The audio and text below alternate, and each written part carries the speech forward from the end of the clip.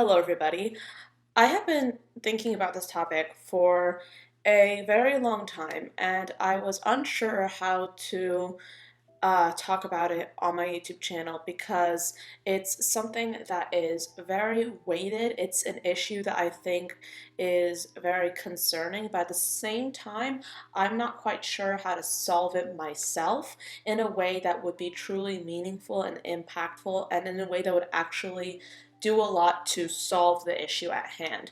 I'm going to be talking today about the sustainability or lack thereof in the beauty industry, what we can do about it, the issues that are present within it, and I hope to use this video as a vehicle to open up this channel to talk more about this issue. It is becoming increasingly obvious that we as a human race are just contributing in a really just awful way to the escalation of climate change and to the fact that the world as a whole is becoming so much more polluted, and it's just awful and it's troubling to say the least.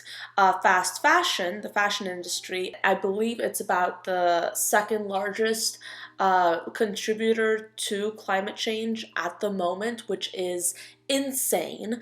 And as a result, thankfully, we've had an increased level of conversation about this issue on the internet. You see a lot of just really awesome influencers talking about fast fashion, what we can do to combat this, and what we can do to make it just better for the people who are suffering under awful conditions to make these clothes, what we can do to just decrease the intensity of our carbon footprint in this arena. And I'd really recommend, if you guys want to learn more about this, to talk or to watch Kristin Leo's videos. She is another YouTuber and she actually lives in Greece, but her videos are in English and she talks at length. She has an entire channel dedicated to fast fashion, consumerism, minimalism, and I've learned so much from her. So we talk about consumerism and we talk about the issue of sustainability so much when it comes to fast fashion, but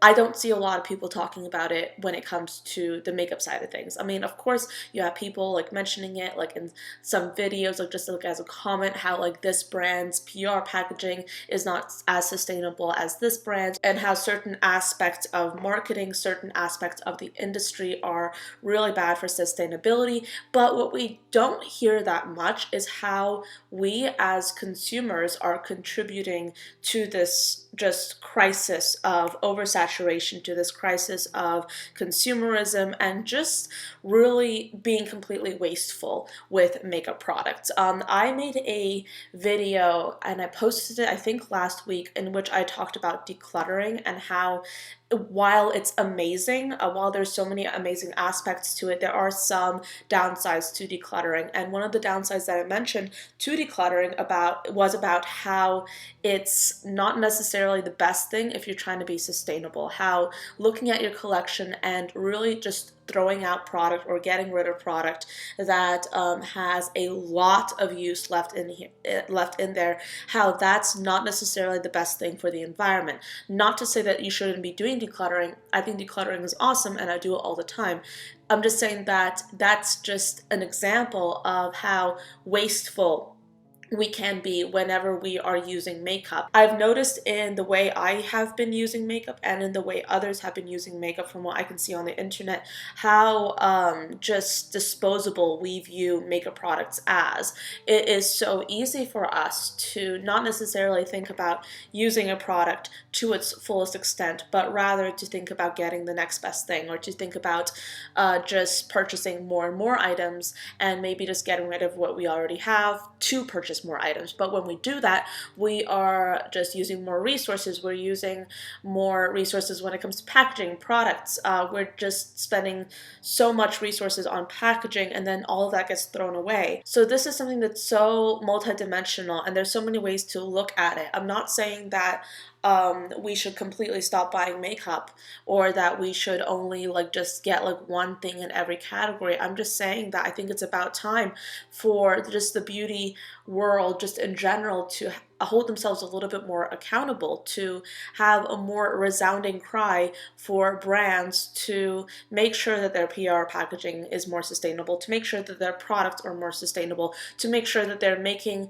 products that are just recyclable, so the packaging is recyclable, making sure that we as consumers are aware that whenever we buy a product, we should be buying it with awareness, that we should be buying it with the intention of using it, not just doing like impulse purchases right and left. I mean, I have participated in impulse purchases, but at the same time, I try and dissuade myself from committing to an impulse purchase, from practicing impulse buying, because whenever I do that, I notice that I don't necessarily end up using those products to the fullest extent.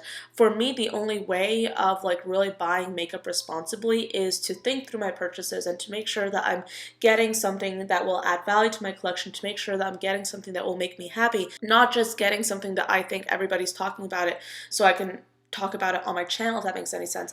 I'm gonna try and make sure that everything I buy, just makeup wise, is something that I just really, really love, something that I can use to its fullest extent, something that will add value to my collection. Something that I've also been trying to do, I've also been trying to buy most of my makeup in person to make sure that I am not just wasting resources whenever it comes to packaging, shipping, all of that fun stuff. Because you have so many brands that are now just establishing themselves in brick and mortar stores. You have stores like Sephora, you can just walk in and get things. Same thing with Ulta, all the drugstore stores. And I will try and make sure that I am getting more things in person versus online. Yes, that means I have to actually make time in my day to go to those locations and get that makeup. But at the same time, I am getting the product faster. I am decreasing my wastefulness in that sense. And I think that it's also just, in my mind, a lot easier to really make an evaluated decision whenever it comes to purchasing makeup products, when you have a chance to swatch an item, when you have a chance to actually hold it in your hand and see if you actually really want it. I mean, that's just how it works for me. So yeah, that and just like buying makeup with more awareness, those are things that those are just like small, like little things that I'm just trying to do. But the thing is, I'm not sure what else to do, because it's kind of like, yeah, I like makeup and I love it so much, and it's a hobby for me and I consider it an art form and I love being creative with it.